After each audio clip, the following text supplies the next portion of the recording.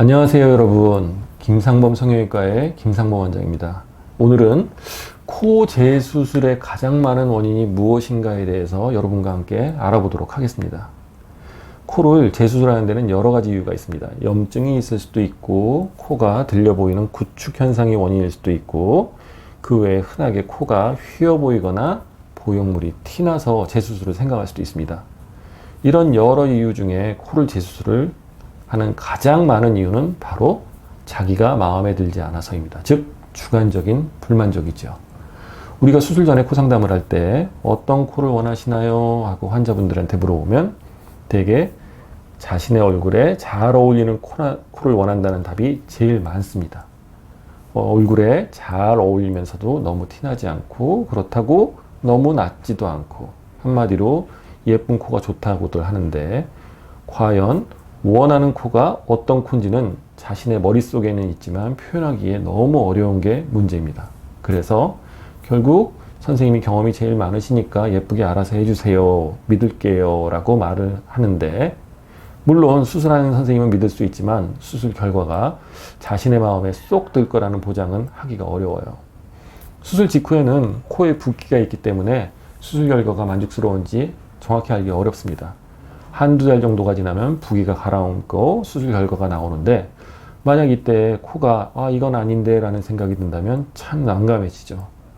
재수술이 바로 안 될 수 있기 때문에 6개월 이상 스트레스를 받을 수도 있습니다.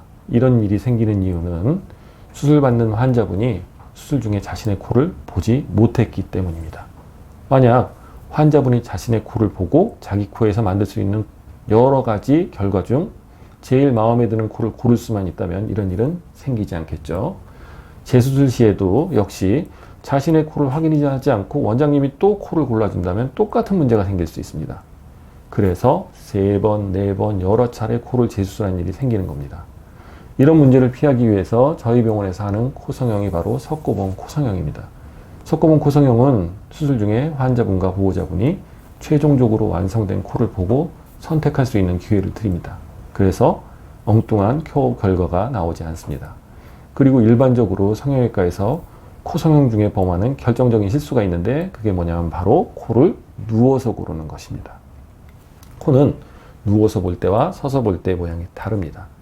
사람은 항상 서서 아니면 앉아서 생활을 하기 때문에 누워서 고르는 코는 의미가 없습니다.